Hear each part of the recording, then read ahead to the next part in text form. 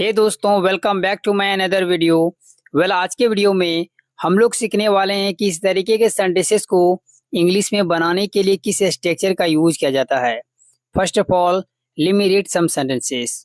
ऐसे कैसे तुमने उसे मार दिया। ऐसे कैसे तुम यहाँ आ सकते हो। ऐसे कैसे तुम वहाँ जाओगे। ऐसे कैसे कोई किसी को मार सकता है। तो ये जो सेंटेंस है हम लोग बोलते कब हैं? जब हम लोग गुस्से में होते हैं तो सामने वाले को कहते हैं या किसी और के बारे में बोलते हैं, ऐसे कैसे वो कर सकता है, तो गुस्से में बोलते हैं, एक तरह का सडन इमोशन बताते हैं। अब इसके स्ट्रक्चर को देखते हैं। सबसे पहले हम लोग जानते हैं ऐसे कैसे। इसके लिए हम लोग इंग्लिश में फ्रेज यूज करते हैं how come. How come phrase का यूज किया जाता है। तो स्ट्रक्चर में सबसे पहले लगाएंगे हाउ कम। यहाँ पर क्वेश्चन नहीं कर रहे हैं, बस अपने गुस्से को बयां कर रहे हैं। तो हाउ कम को राइट करने के बाद हम लोग लगाएंगे सब्जेक्ट, जो भी सब्जेक्ट हो, और सब्जेक्ट को लगाने के बाद हम लोग लगाएंगे हेल्पिंग वर्ब, जो भी टेंस का हो या मॉडल्स का हो। हेल्पिंग वर्ब को लिखने के बाद वर्ब लगाएंगे, चाहे वर्ब का जो भी फॉर्म आए, और उसके बाद हम लोग अदर वर्ड्स को लिखेंगे, जो भी शब्द बच जाएंगे। अब इस स्ट्रक्चर को बेटर तरीके से समझने के लिए कुछ एग्जांपल्स लेते हैं। तो आज का पहला सेंटेंस है, ऐसे कैसे तुमने उसे मार दिया। ऐसे कैसे तुमने उसे मार दिया। इस सेंटेंस के लिए बोलेंगे how come you beat him. How come you beat him. अब यहाँ पर बहुत लोग इसको सेकेंड फॉर्म को बैट पढ़ते हैं, बट आपको बीट ही पढ़ना, बीट बीट बिटन। ऐसे कैसे तुम यहाँ आ सकते हो।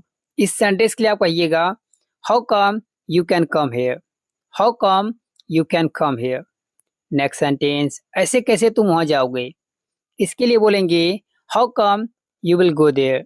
How come you will go there. You will को शॉर्ट में यूल पढ़ते हैं। नेक्स्ट सेंटेंस, ऐसे कैसे उसने तुम्हें नहीं बताया। इस सेंटेंस के लिए कहेंगे how come he didn't tell you. How come he didn't tell you या he didn't tell you. Next sentence, ऐसे कैसे कोई किसी को मार सकता है।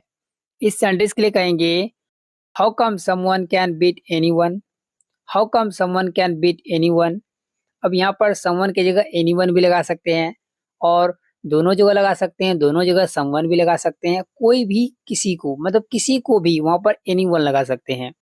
हे दोस्तों, हम लोग अपने डे टू डे लाइफ में ऐसे सेंटेंसेस काफ़ी ज़्यादा यूज करते हैं, जहाँ पर हम लोग कहते हैं तुम इतना गुस्सा क्यों हो। तुम इतना कंजूस क्यों हो। वह इतना खुश कैसे है। क्यों है। वह इतना घमंडी क्यों है। तुम इतना बदतमीज क्यों हो। क्यों की जगह कैसे भी लगा सकते हैं। ठीक है। अब इसके स्ट्रक्चर को देखते हैं। सबसे पहले लगाएंगे वाई या हाउ। क्यों रहेगा तो वाई, कैसे रहेगा तो हाउ। उसके बाद हम लोग लगाएंगे is am are according to subject. Got it. Subject और हेल्पिंग वर्ब लगाने के बाद फिर सब्जेक्ट लगाएंगे 3 नंबर में, और उसके बाद लगाएंगे सो। इतना के लिए यहाँ पर सो वर्ड का यूज करेंगे। उसके बाद जो भी वर्ड्स है, गुस्सा, कंजूस, हैप्पी, मतलब बदतमीज, इन सभी का इंग्लिश राइट कर दीजिए, और लिखते समय लास्ट में क्वेश्चन मार्क। अब इस स्ट्रक्चर को और भी बेटर तरीके से समझने के लिए कुछ एग्जांपल्स लेते हैं। तो आज का पहला सेंटेंस है, तुम इतना गुस्सा क्यों हो। इसके लिए बोलेंगे why are you so angry. Why are you so angry. अगर बोलें तुम इतना गुस्सा कैसे हो, how are you so angry. Next sentence, तुम इतना कंजूस क्यों हो।